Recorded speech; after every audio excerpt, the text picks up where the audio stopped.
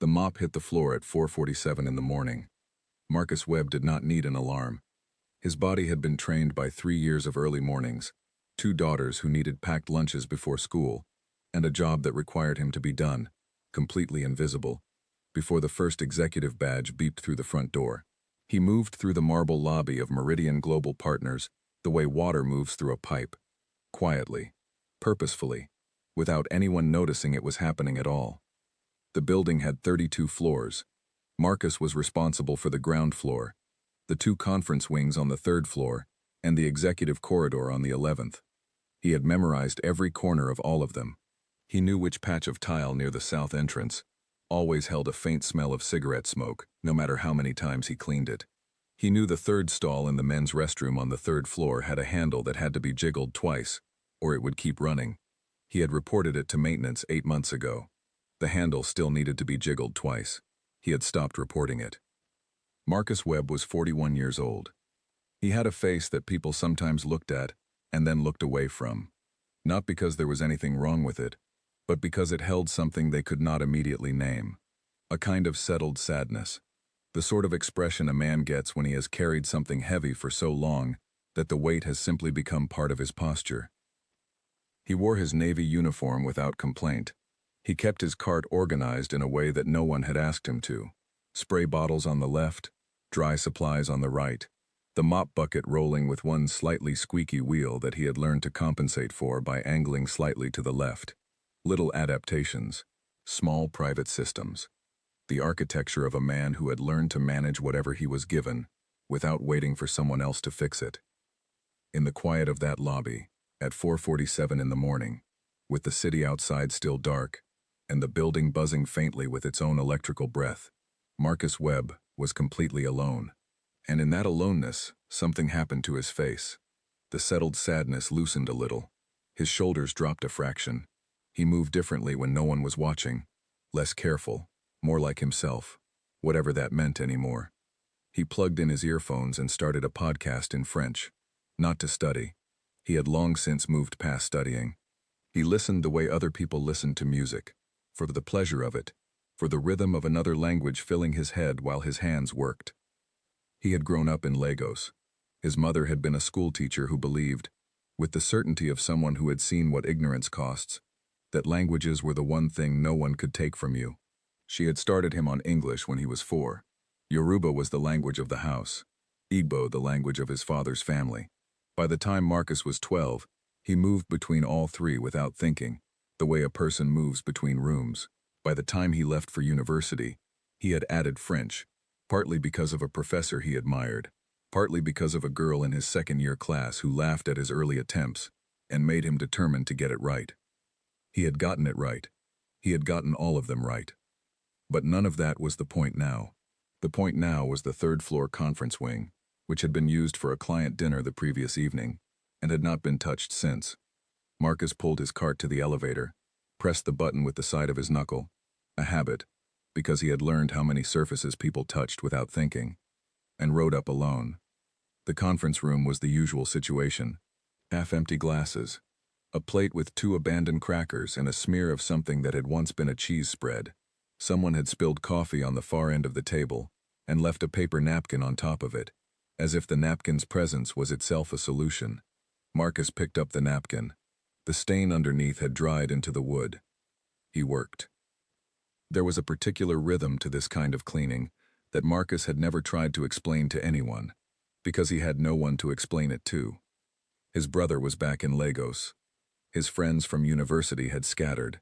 London, Toronto, Johannesburg. The men he sometimes spoke to at his daughter's school events were polite, but they had their own orbits, their own histories. Marcus was kind and presentable, and completely alone in the way that only a widower with 2 children fully understands, surrounded by the noise of small lives that need him, and quietly, privately, echoing. Ifeoma had been gone for 4 years.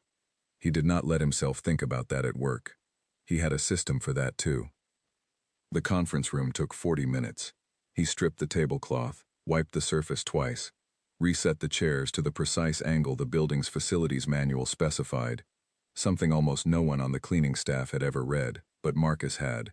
and moved to the second conference wing. At 6:15, he was back on the ground floor. The lobby crew from the day shift would arrive at 7. He had 45 minutes to finish the entrance corridor and the reception area. He was ahead of schedule. He was always ahead of schedule. That was when the front doors opened. Not the badge entry side doors. The main glass doors. The ones that were supposed to be locked until 7.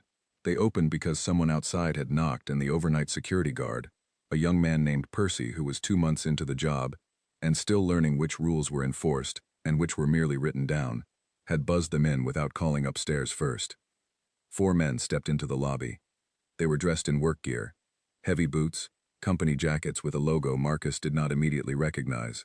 They were speaking to each other in German. Fast, working-class German, the kind that swallowed its endings and slid words together in long trains. One of them was holding a clipboard. Another was carrying a crate. 2 more followed with a dolly loaded with equipment crates sealed with shipping tape. Percy came around from behind his desk looking uncertain. He said hello. The man with the clipboard looked at him and said something in German that meant, roughly, that they had a delivery scheduled and needed to know where the freight elevator was, and also where they were supposed to be signing in, because the contact person whose name was on their paperwork was not answering their calls. Percy smiled the smile of a man who understood not one syllable of what had just been said to him. He reached for his phone. The man with the clipboard, whose name was Dieter, said something to his colleagues that was not unkind, but expressed the particular exhaustion of a working man who has crossed an ocean with time-sensitive cargo and is now being greeted by a smile and a shrug. Marcus had stopped mopping. He was standing at the edge of the lobby, cart beside him, earphones around his neck. He had heard it all. He had understood every word. He stood there for 2 full seconds, a private hesitation that no one watching could have read. It was not reluctance. It was something quieter than that.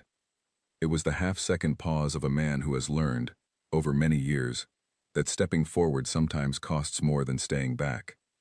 Then he stepped forward. He addressed Dieter in German. Not textbook German. Not careful, constructed German. Natural, undecorated German, the kind that told a native speaker immediately that this was not a man showing off a skill, but a man simply using one. He said, "Your contact is probably not in yet. It is just past 6. The freight elevator is at the end of that corridor. 3rd door on the left. If you tell me the name on your delivery paperwork, I can call up and find out if anyone is already here for you." Dieter stared at him. The other 3 men stared at him. Percy stared at him. Dieter blinked twice, the blink of a man rapidly reorganizing his expectations. Then he handed Marcus the clipboard and said, in German, that the contact name was a Mr. Friedman, and that they had 3 crates of equipment for the IT wing, and that they had been traveling since the previous day, and could really use a coffee if one was available. Marcus looked at the clipboard. He told Dieter that Mr. Friedman's office was on the 8th floor, and he would not be in for another hour, that there was a coffee machine in the break room down the hall and he was welcome to it, and that Percy would walk them to the freight elevator now. He handed the clipboard back. He told Percy, in English, exactly what the men needed and where to take them. Percy nodded with the energy of a person who was deeply relieved that the situation had resolved itself without requiring him to do anything difficult. The 4 men followed Percy down the corridor. Dieter looked back once at Marcus, over his shoulder, and gave him a small nod, the kind of nod that one working man gives another when something has gone right in a morning that was threatening to go wrong. Marcus turned back to his cart, put his earphones in, went back to the French podcast, which had moved on to a segment about a community kitchen in Lyon. He did not think about what had just happened. It was not a moment, to him. It was simply a thing that had occurred, the way small useful things occur throughout a day, without requiring examination. He had a language. Someone needed it. He used it. He finished the lobby floor at 6:58. He collected his cart, rode the service elevator to the basement, clocked out on the old punch system that Meridian had never upgraded, nodded to the 2 day shift cleaners arriving in the locker room, and walked out into the early morning. The city was turning light, a thin, cold gray that would probably warm by 9. He pulled his jacket closed and walked to the bus stop. His phone showed 2 messages from his older daughter, Amara. The first one said, "Daddy, don't forget. Zoe has library day, she needs her book." The second one said, "Also, I think we're out of orange juice." He smiled. It was the first time his face had done that since he arrived at work. He typed back, "Book is in her bag. Orange juice is in the door of the fridge behind the milk. Good morning to you too." He sat down at the bus stop. The city moved around him. A woman walked past pushing a stroller. A man in a suit checked his watch. A pigeon landed on the bench beside Marcus, regarded him with the blank professional confidence of a pigeon, and flew away. Marcus Webb rode the bus home. He had 9 languages in his head, and a library book in his younger daughter's bag, and a mother in Lagos he called every Sunday, and a wife, 4 years gone, who used to say, in the warm particular voice that he still heard sometimes in the space between sleeping and waking, that he was always going somewhere. "Marcus, you were always going somewhere." He got off the bus 3 stops before his. He needed the walk. Daniel Cho arrived at the Meridian building at 6:52 on a Thursday morning, which was 48 minutes earlier than his assistant had ever seen him arrive voluntarily. He arrived early because of a call with the Seoul office that had been rescheduled 3 times in 2 weeks and could not be moved again without the kind of diplomatic damage that costs more than the inconvenience of an early morning. He was not in a good mood. He was not in a bad mood either. He was in the particular flat gray mood of a man who has been running a mid-sized international firm for 11 years and has arrived at the point where very little surprises him and very little delights him, and most things simply require management. He was 52 years old. His hair was going at the temples in a way his wife said looked distinguished, and his mirror said looked like time. He wore well-made clothes without thinking about them. He had the physical bearing of someone who had once been athletic, and now simply carried himself as though he still was. He was, by most observable measures, successful. He was also, though he would never have said this out loud, tired in a way that sleep did not fix. The lobby was quiet when he came in. The overnight security guard, Percy, gave him the slightly startled look of someone who had expected another hour before management appeared. Daniel nodded at him and headed for the elevator. He was 10 feet from it when the main entrance doors opened, and a man came in from outside. The man was in his mid-50s, well-dressed in the manner of someone from a culture where the cut of a jacket is a form of communication. He was carrying a leather portfolio and looking around the lobby with the careful, unhurried expression of a man who expected things to be in order and was mildly surprised to find the reception desk unmanned this early. He approached Percy and began to speak. He spoke in Portuguese, not slowly, not with the careful diction of someone who expects not to be understood. He spoke the way people speak when they are tired and slightly impatient and simply want to find the room they are supposed to be in. Percy's face went through several expressions in quick succession: polite attention, followed by strained concentration, followed by the gentle collapse of someone realizing they are completely lost. Daniel had stopped walking. He was standing with his hand half raised toward the elevator button, watching. He had enough Portuguese to recognize it, and not one useful word beyond that. He reached for his phone to call his assistant, Laura, who spoke Spanish and might at least be able to approximate. And then something happened that made him put his phone back in his pocket. A man with a cleaning cart came around the corner from the south corridor. He was wearing a navy uniform. He was moving at a steady pace, the way people move when they are almost done with a long shift. He had earphones around his neck. He was, by every visible indicator, a janitor. He slowed. He listened. He stopped completely. Then he addressed the man in Portuguese. Not a word or two. Not a phrase searched from memory. A full, flowing, natural exchange. Question, answer, clarification. The man with the portfolio visibly relaxed, his shoulders dropping a full inch. He said something that made the janitor nod, and the janitor said something back that made the man smile. And then the janitor said something to Percy in English, and Percy picked up the phone and made a call. And then the janitor walked the Portuguese man to the upholstered chairs near the window and said one more thing that made the man laugh quietly. A genuine laugh, surprised out of him. And then the janitor went back to his cart and continued toward the service corridor without pausing. The whole thing had taken perhaps 3 minutes. Daniel stood completely still for those 3 minutes. He was not sure why. He was a man who had sat across tables from heads of state and negotiated 8-figure contracts with people whose goodwill was genuinely uncertain. He was not easily made to stop. But he stopped. There was something about the way the janitor had handled it that Daniel could not immediately categorize. It was not the language itself, though that was startling enough. It was the manner. There had been no performance in it, no pause to signal that something impressive was happening. The man had simply heard that something was needed and provided it, the way a person reaches for a pen when someone needs to sign something. Practical, unadorned. Over. Daniel took the elevator up. He had his soul call to make and a full day behind it. He sat behind his desk and pulled up his notes and waited for his screen to connect. But before the call began, he opened a new message to his head of HR, a careful and efficient woman named Carol Webb, no relation, he would later note, to the janitor, and typed a single line. "Can you pull the personnel file for the cleaning staff member who works the lobby and third floor early mornings?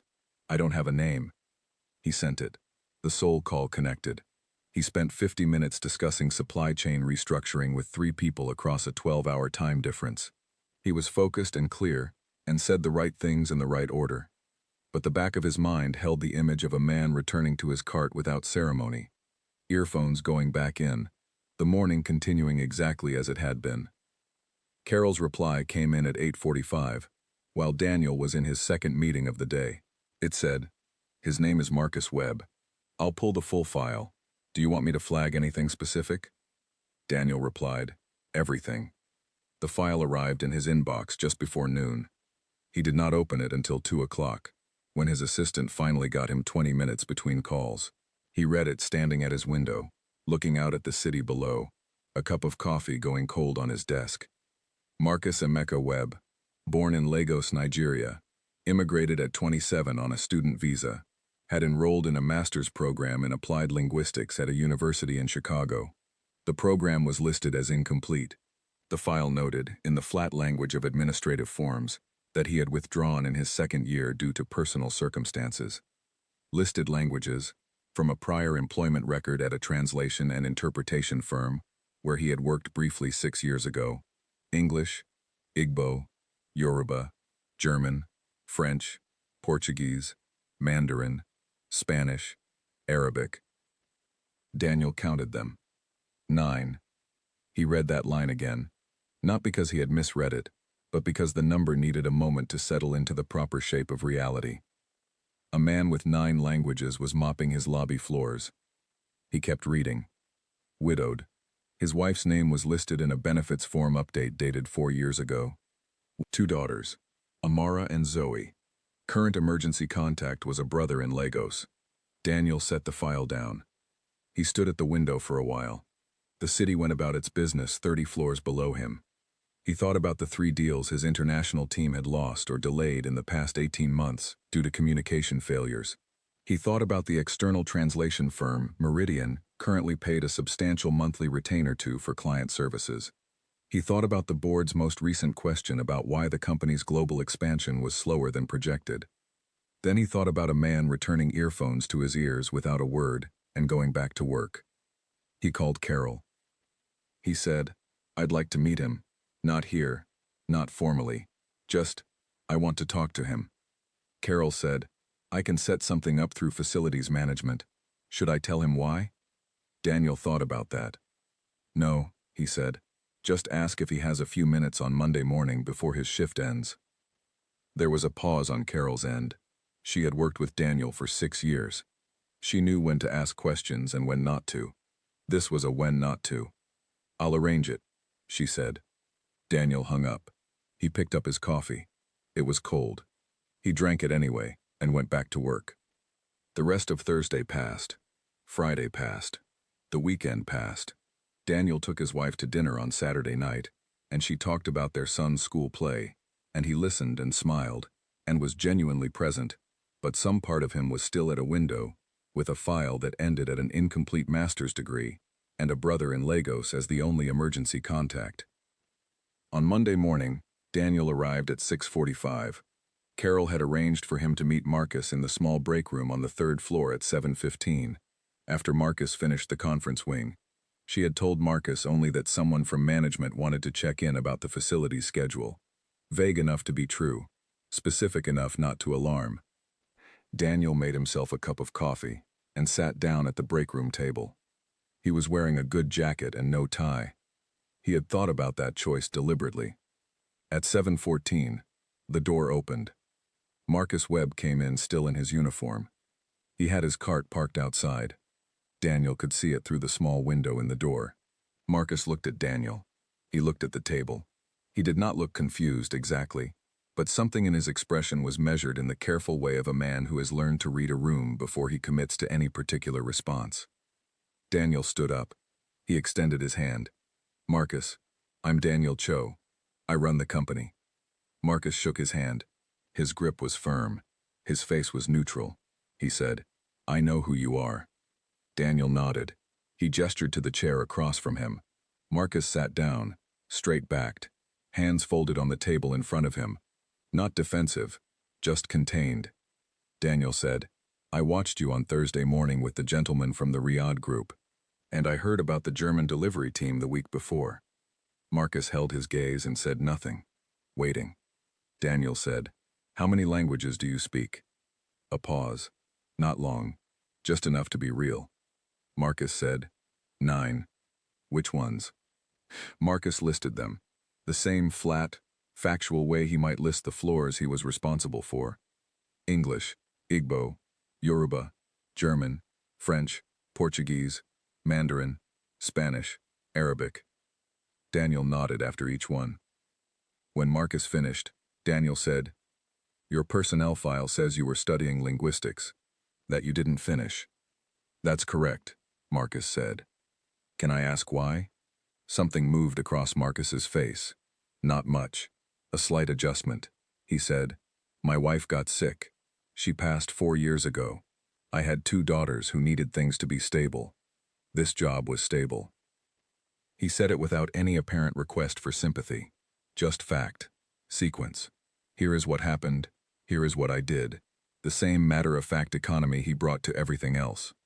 Daniel looked at him for a moment. He said, "The company has been paying an outside firm for translation and client interpretation services. We've still had deals stall out because of communication gaps. I have been looking at that problem for 2 years and thinking about external solutions." He paused. Marcus waited. Daniel said, "I'd like to stop looking externally." Marcus did not respond immediately. His expression did not change, but something behind his eyes shifted. A slight, guarded alertness. The look of someone who wants to understand exactly what is being said before they allow themselves to feel anything about it. He said, "I want to make sure I understand what you're telling me. I'd like you to come to HR this week," Daniel said. "We're going to build a role. I'll tell you more about it when we have Carol in the room and the details are correct. But the shape of it is client relations, international. You would be the person in the room when language matters." Marcus was quiet for 6 full seconds. Then he said, "I have 2 daughters." Daniel nodded. He understood the sentence. All of it. Everything it was actually saying. Marcus looked at his hands on the table. He looked at Daniel. He said, "I want to make sure this is real before I say anything to them." "It's real," Daniel said. Another pause. Then Marcus said, "Then I'll be there." He stood. He straightened his jacket. Navy uniform, slightly faded at the left cuff, with the dignity of a man who has been waiting a very long time for something he stopped believing would come, and who is not going to embarrass himself by reacting to it in a break room on a Monday morning. He said, "Is there anything else?" Daniel said there wasn't. Marcus nodded once. He went back to his cart. Daniel heard the faint squeak of one wheel moving away down the corridor. He sat alone with his cold coffee for a moment. Then he reached for his phone and called Carol. There was a silence in the third-floor HR office that Carol, who had seen a great many unusual things in 23 years in human resources, would later describe as the strangest of her career. Not uncomfortable, not tense, just dense with something she did not have a precise professional term for. Marcus Webb sat across from her with his hands rested flat on his knees. He was not in his uniform today. He was in dark trousers and a gray-collared shirt, clean and pressed, and he held himself with the particular quiet of a man who has spent years learning to take up the minimum possible space and is not sure whether that habit is still required. Carol had his file open on her screen.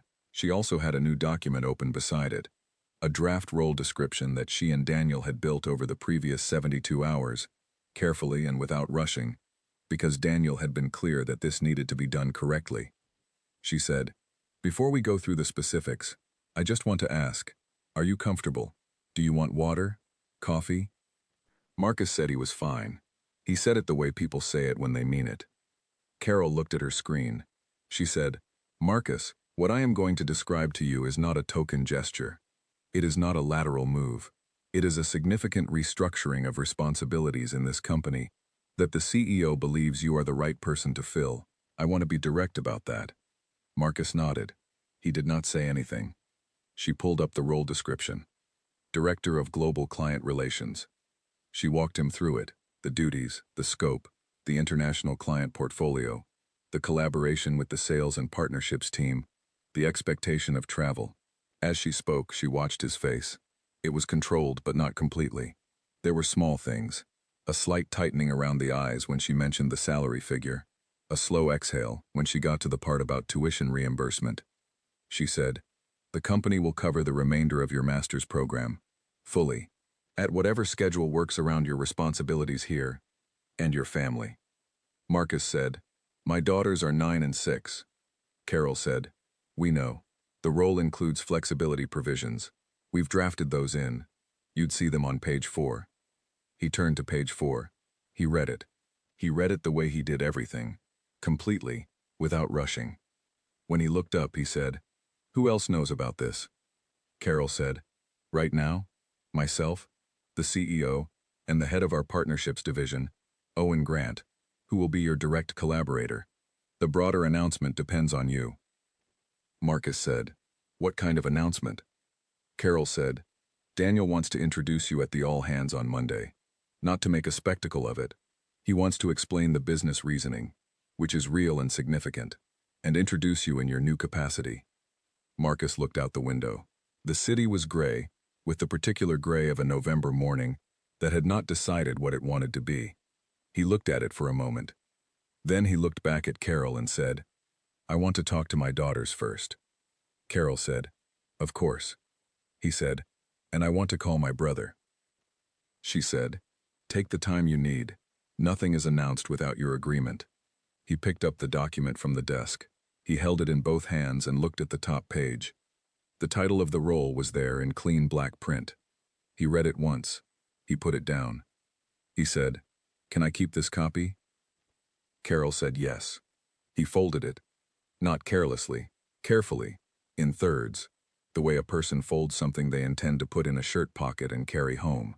He did exactly that. He pressed his hand flat against his chest for a half-second, where the pocket was, and then he stood up.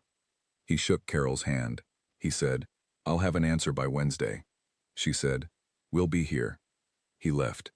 Carol sat for a moment after the door closed. Her assistant poked her head in and said, "How did it go?"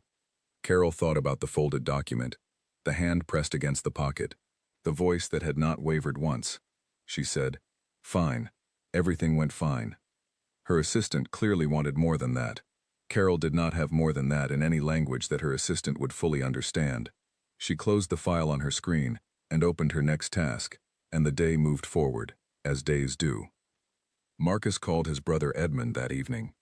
Edmund was in Lagos, 7 hours ahead, which meant it was close to midnight there, which meant he answered on the third ring with the voice of someone who had stayed up waiting for a call, without admitting to himself that he was waiting. Edmund said, "Marcus, everything good?" Marcus said, "Yes, something happened." He told him. Edmund was quiet for a long time after. Then he said, in Igbo, something that did not translate well into English but meant roughly, "You were always the one who would go further than anyone expected. You were just waiting for the road to clear." Marcus said, in Igbo, "I told them I needed to speak to my daughters first." Edmund laughed. He said, "Of course you did. How are they?"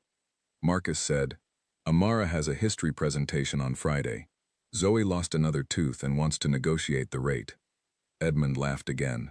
It was the warm, specific laugh of a man who loves his nieces and knows exactly what they are like. They talked for an hour. Not about the job, mostly.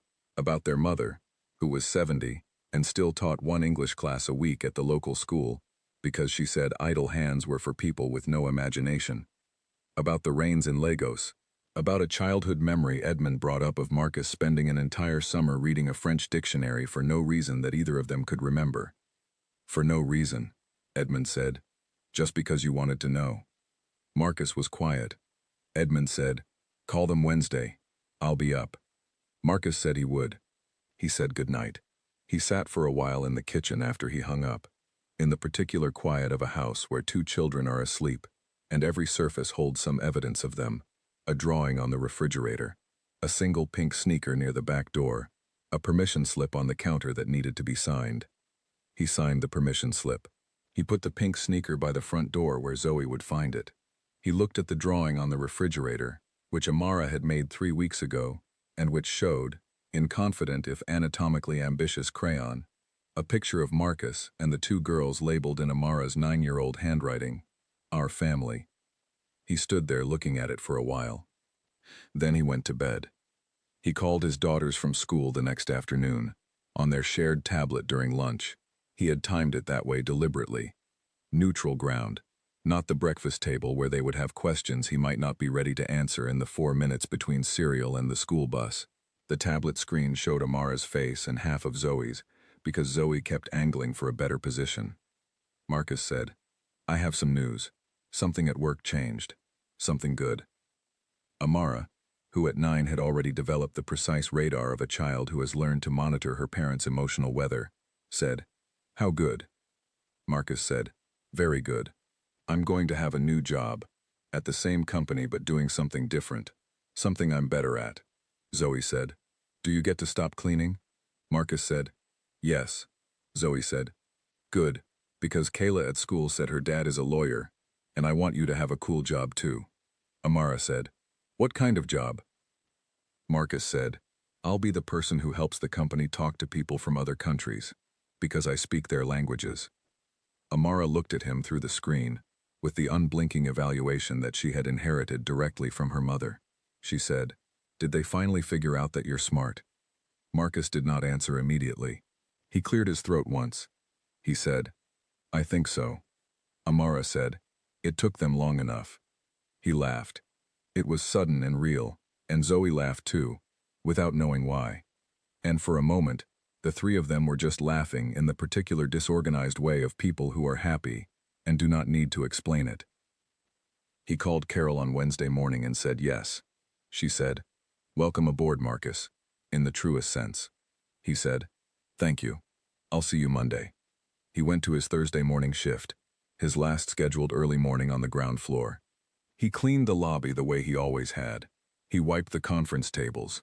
He fixed the running toilet on the 3rd floor, again, with the same 2-jiggle maneuver that had been required for 8 months. Except this time he left a detailed maintenance note that he was fairly confident would actually be read now. He rode the service elevator down at 6:59. He clocked out. He nodded to the day shift crew. He walked out into the morning. He did not feel like a different person. He felt like exactly the same person he had always been, stepping into a version of the world that had finally made enough room. The conference room on the 14th floor held 47 people on Monday morning. Meridian Global Partners held its all-hands meeting on the first Monday of each month, at 9 o'clock, in the large conference room that looked out over the north end of the city.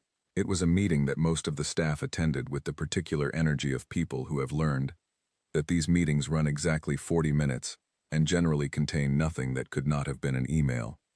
They filed in with coffee cups and laptops and the low-grade background conversation of a Monday morning workforce. Owen Grant, the head of partnerships, was in his usual spot near the window. Laura, Daniel's assistant, was at the far end of the table by the door. Carol was in the back row with her tablet, which she brought to every meeting, and used to follow up on other things when the agenda did not require her full attention. Daniel came in at 9 on the mark. People settled. The room did what rooms do when the person in charge walks in. A slight collective sharpening, coffee cups lowered, side conversations ending. Daniel said good morning. He went through the usual opening items. He was direct, clear, not performative. He covered the quarterly update, a staffing note about the Atlanta expansion, and 2 policy adjustments that did require emails but were being mentioned anyway for completeness. Then he stopped. He looked at the room. He said, I want to spend a few minutes on something that I think matters more than anything else on this morning's agenda. It's about a failure of this company that I've been thinking about for a while, and a correction. The room shifted. People straightened slightly. The word failure in a CEO's mouth at an all-hands tends to produce a particular quality of attention. Daniel said, over the past 2 years, we have lost 3 significant international opportunities. Not because our product wasn't strong, not because our terms were wrong, because we could not communicate. We couldn't speak to our clients in their language, literally and culturally, and we paid for it in deals that went to competitors who could. He paused. The room was quiet. He said, we have also been paying an outside firm approximately $12,000 a month for translation and interpretation services. Services that are, by every account I have reviewed, inconsistent, impersonal, and frequently late. Another pause. He said, what I'm about to tell you is going to seem strange. Bear with me. He nodded toward the door. Carol, in the back row, stood up and opened it. Marcus Webb walked in. He was not in his uniform. He was in a dark suit, well-fitting, serious, the kind of suit a man wears when he has chosen it carefully, because the occasion asks for care. He walked to the front of the room without hurrying, and stood beside Daniel with the same contained stillness that he brought to everything. The 47 people in the room looked at him. Several of them recognized his face. The woman from reception, Claire, put her coffee down. 2 members of the facilities coordination team exchanged a glance. Owen Grant, who had been briefed, kept his expression neutral and folded his hands on the table. Daniel said, this is Marcus Webb. Until last week, Marcus was a member of our facilities team. He has been working in this building for 3 years. In that time, every person in this room has benefited from his work without knowing his name. He let that settle. He said, 2 weeks ago, I watched Marcus resolve 2 separate international communication situations in this lobby before 7 in the morning, once in German, once in Portuguese, with no notice, no preparation, and no acknowledgement from anyone around him that anything extraordinary had occurred. He reached the table and picked up a single sheet of paper. He did not read from it. He held it. He said, Marcus speaks 9 languages: English, Igbo, Yoruba, German, French, Portuguese, Mandarin, Spanish, and Arabic. He holds a partially completed master's degree in applied linguistics that he set aside when his wife passed away, and he was left raising 2 daughters alone. He has been doing that, raising them alone, working here, being useful in ways none of us noticed, for 4 years. The room was completely still. Daniel said, this company failed Marcus before Marcus ever had a chance to show us what he was capable of. We hired him to clean our floors, and he did that with more care and professionalism than we deserved. But we didn't ask the right questions. We didn't look, and we should have. He put the paper down. He said, effective today, Marcus Webb is the Director of Global Client Relations at Meridian. The role has been built around his specific expertise. He will be the person in the room when language matters. And in this company's business, language matters every single day. He picked up a printed offer letter from the table, formal, sealed in a company envelope, and extended it to Marcus. Marcus took it. He held it in both hands for a moment, looking at the front of it. His face was still composed, still contained, but something behind his eyes was moving in a way that was visible to anyone paying attention, and everyone in the room was paying attention. He folded it, carefully, in thirds. He pressed it flat against his chest. He said, I need to call my daughters first. And the room. The room did something that rooms do not often do in a professional setting. It released something, not all at once, not loudly, but in the way a held breath releases, slowly, room-wide, through 47 people who had just watched something real occur in a space that was usually reserved for quarterly metrics and policy updates. Someone began to clap. Claire from reception, then Owen, then the woman beside him, then the room, in the slightly staggered way that applause begins when people are not sure if it is appropriate, and then decide together that it is. Marcus stood with the letter against his chest. He did not smile right away. He let the applause happen around him the way he let most things happen around him, present to it, not performed by it. Then he looked at Daniel. Daniel extended his hand. Marcus shook it. He said, quietly enough that only Daniel heard, "Thank you for looking." Daniel said, "Thank you for being here to find." The applause settled. People began to move, some toward Marcus, handshakes and introductions, and the particular slightly awkward energy of colleagues, recalibrating their understanding of someone they had passed in a corridor for 3 years without seeing. Owen Grant reached Marcus first. He shook his hand and said, "I have a client dinner in 2 weeks. A group from Tokyo and one from Riyadh in the same room. I've been dreading it for a month." Marcus said, "I speak both languages." Owen said, "I know. That's why I'm talking to you first." Marcus allowed himself, then, a small smile. It was the same smile he had on the bus stop bench on the morning of the German delivery crew. Private and real, and not for anyone in particular. He excused himself from the room at 9:42 and found an empty alcove near the elevator bank. He pulled out his phone. He dialed. The tablet rang 3 times. Amara picked up.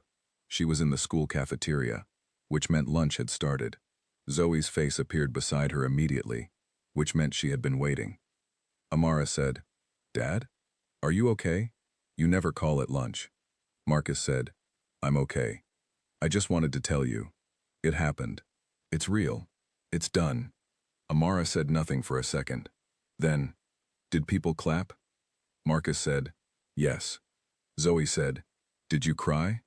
Marcus said, "No." Zoe said, "Mom would have cried." Marcus said, "I know." A pause. All 3 of them in it. Then Amara said, in the steady voice of a 9-year-old who has had to be steadier than most, "She would have been really happy, Dad." Marcus looked out the window beside him. The city. The November gray turning, just slightly, toward something warmer as the morning moved forward. He said, "I know, sweetheart. I know she would." He told them he would see them at pickup. He said he loved them. He hung up. He stood there for a moment with the phone in his hand. Then he put it in his pocket, straightened his jacket, and walked back toward the room. He had work to do. The client dinner was on a Tuesday evening in December, 3 weeks after Marcus Webb had officially moved into his new office on the 11th floor, the same floor where he used to push his cleaning cart down the corridor before the sun came up, wiping fingerprints from glass and emptying wastebaskets with quiet efficiency. The office was not large. Marcus had not asked for a large one. What he had asked for, in the single brief conversation with Carol about the space, was a window. He got one. It faced east. In the mornings, when he arrived, still early, a habit too deep to break, the light came in at an angle and lay across the desk in a long warm stripe, and he would sometimes stop for a moment before sitting down, just to look at it. The dinner was at a restaurant in the West Loop that Meridian used for client events. Owen Grant had booked the private room in the back. Long table, good lighting, the kind of setting designed to make business feel like pleasure. The guest list included 4 people from a Tokyo-based investment group. Meridian was pursuing a partnership on a new logistics venture, and 3 partners from a wealth management firm based in Riyadh. 7 guests, 2 interpreters contracted through the outside agency that Meridian still had on retainer, until the contract expired in January, and Marcus. Owen had told the contracted interpreters, gently, that their services would not be needed this evening. Marcus arrived first among the Meridian team.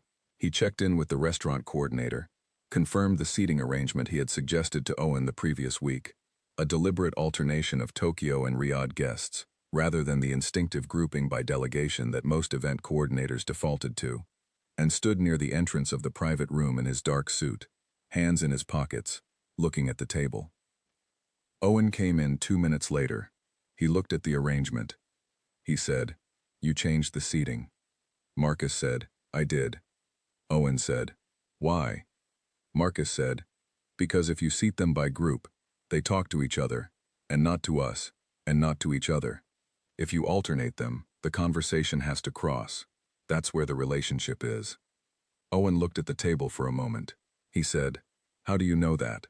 Marcus said, I've eaten at a lot of tables. It was not entirely clear what that meant. Owen decided not to push it. He nodded and straightened his jacket and said, they'll be here in 10 minutes. The guests arrived in 2 separate groups, 4 minutes apart, which was itself a small social test that Marcus had been prepared for. He greeted the Tokyo group first. 3 men and a woman, all senior. The woman being the most senior of the 4, in Japanese, not Mandarin. He had confirmed through Owen's pre-meeting research that the lead partner, a man named Kenji, had specifically noted in a prior correspondence that he preferred Japanese in informal settings. Kenji's reaction was not dramatic. He was too experienced a business person to show open surprise. But something in his posture changed, an almost imperceptible settling, the physical equivalent of a door opening when it had been expected to be locked. He said, in Japanese, your accent is unusual. Where did you study? Marcus said, I am self-taught, mostly. I had good teachers but no classroom. Kenji said, your intonation is very natural. Marcus said, I listen carefully. The Riyadh group arrived while this conversation was still continuing. Marcus excused himself in Japanese, moved to the entrance, and greeted all 3 partners in Arabic. The greeting was formal in the precise register that the situation required, not the casual dialect of a street conversation, not the over-formal stiffness of someone performing correctness, but the warm professional middle register of someone who understood that Arabic greetings carry weight, and had chosen his words accordingly. The senior partner from Riyadh, a man named Khalid, looked at him with the same careful recalibration that Kenji had shown. He said, in Arabic, you work with this firm?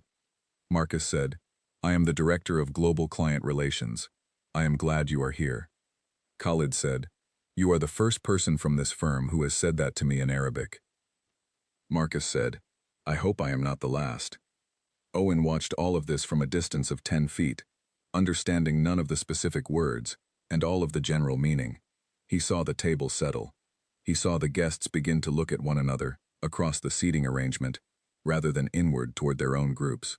He saw Marcus move through the room with the quiet, purposeful ease of a man entirely at home in a space where other people were slightly off balance.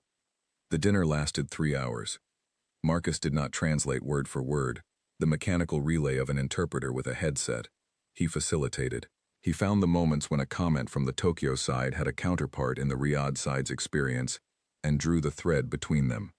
He noticed when Kenji's colleague, a quiet man named Hiroshi, had something to say but was holding it back because the conversational current was moving too fast, and he slowed the table down in a way that felt organic rather than managed.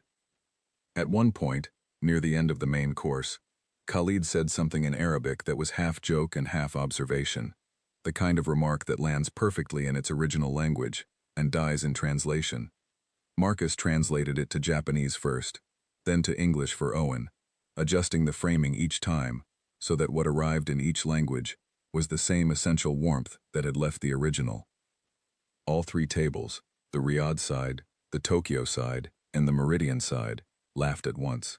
The same laugh, at the same moment, across 3 languages. Owen, who had been in business long enough to know that this was not nothing, looked at Marcus across the table. Marcus was listening to Hiroshi, who had finally started speaking.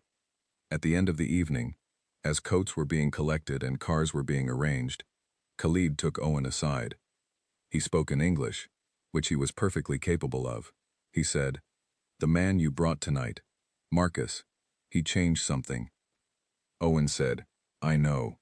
Khalid said, we have been in discussions with 2 other firms for this partnership, firms with more assets than yours, if I am honest. But tonight was different. Tonight felt like a conversation rather than a transaction. That matters in our culture more than the numbers at the beginning. Owen said carefully, are you saying what I think you're saying? Khalid smiled. He said, I am saying that I would like to continue this conversation. Yes. Owen thanked him. He thanked all the guests.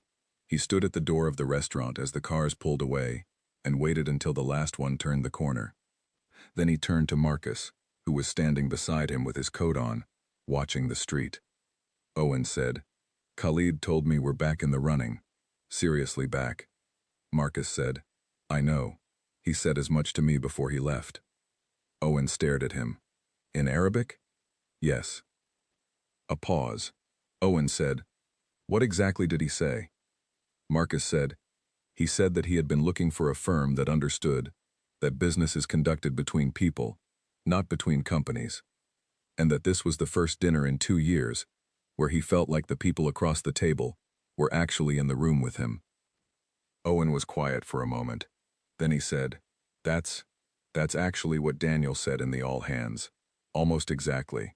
Marcus said, "I know. I was there." Owen let out a short breath that might have been a laugh. He said, "Marcus, honestly, where have you been?" Marcus looked at the street. The December cold was sharp and clean. His breath made a small cloud and disappeared. He thought about a lobby at 4:47 in the morning. He thought about a French podcast, and a mop, and a marble floor, and the particular discipline of a man who keeps moving, because stopping costs too much. He said, "I've been here the whole time." He said goodnight to Owen and walked to his car. He drove home through the city, which was lit up in the way December cities are, cold and bright, and somehow warmer for the contrast. He thought about nothing in particular. He thought about the Khalid and Kenji and Hiroshi, the way the table had come together across its 3 seating zones, like something that had been arranged by gravity rather than design. He thought about his daughters. He parked. He went up the stairs to the apartment. He unlocked the door quietly, because it was past 9, and they would be asleep. Amara was asleep with a book on her chest.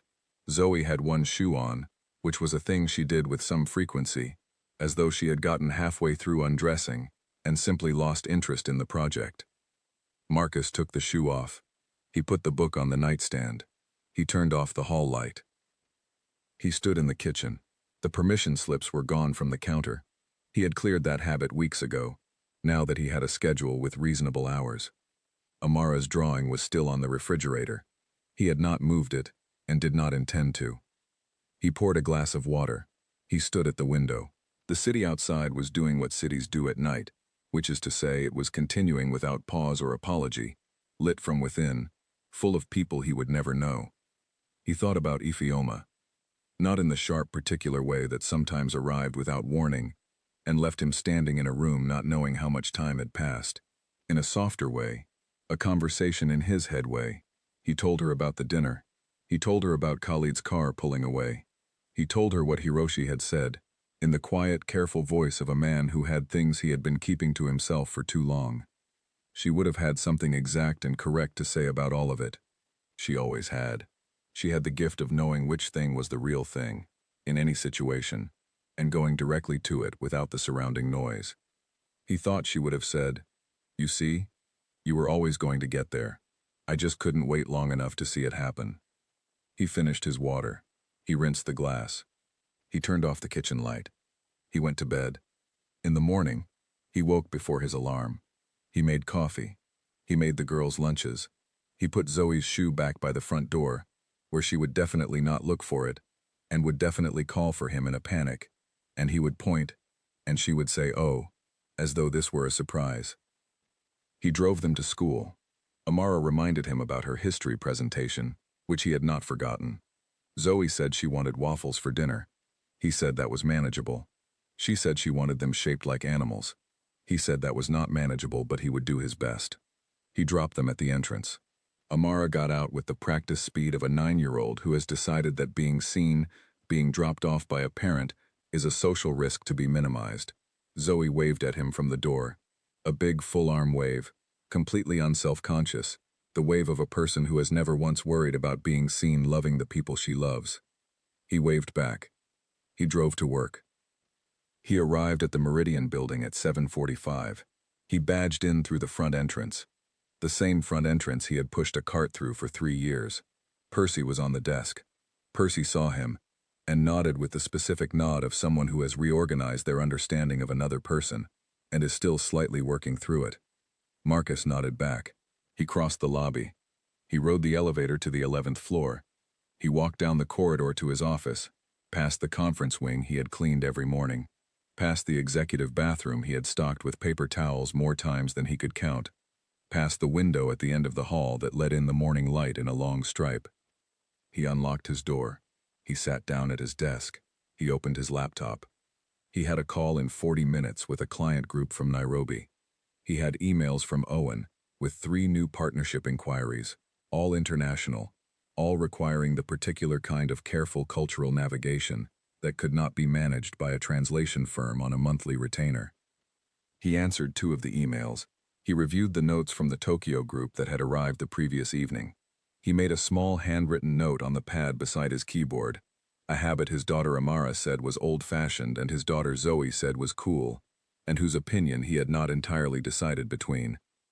At 8:15, his phone rang. Lagos number. He picked it up. Edmund said, "How did the dinner go?" Marcus said, "Well." Edmund said, "How well?" Marcus said, "The kind of well that means more dinners." Edmund laughed. He said, "Our mother is going to be impossible about this. You know that." Marcus said, "She already is. She called me on Sunday and told me she had mentioned it to her whole class." Edmund said, "She told her students that her son speaks 9 languages and now runs a company." Marcus said, "I don't run the company." Edmund said, "That is not what she told her students." Marcus smiled. He looked at the stripe of morning light on his desk. He said, "I have a call in 30 minutes. Let me know when you are coming to visit. The girls have been asking." Edmund said, "Tell Zoe I'm bringing her a gift." Marcus said, "Do not tell me what it is. I don't want to manage her expectations in advance." Edmund laughed. They said goodbye. Marcus put the phone down. He looked at the window. The light had shifted slightly, the way light does in the first hour of a December morning, moving from gray to something that was not quite gold but was trying. He had 9 languages in his head. He had 2 daughters who were at school with their lunches packed and their books in their bags and their shoes on, mostly. He had a call in 28 minutes with a client in Nairobi. He had a drawing on a refrigerator at home that said, "Our family," in 9-year-old handwriting. He opened the Nairobi file. He had work to do. He had always had work to do. The difference now, the only difference really, was that the room he was sitting in was finally the right size for what he had been carrying all along. He started reading. The morning light came through the window and lay across his desk and stayed.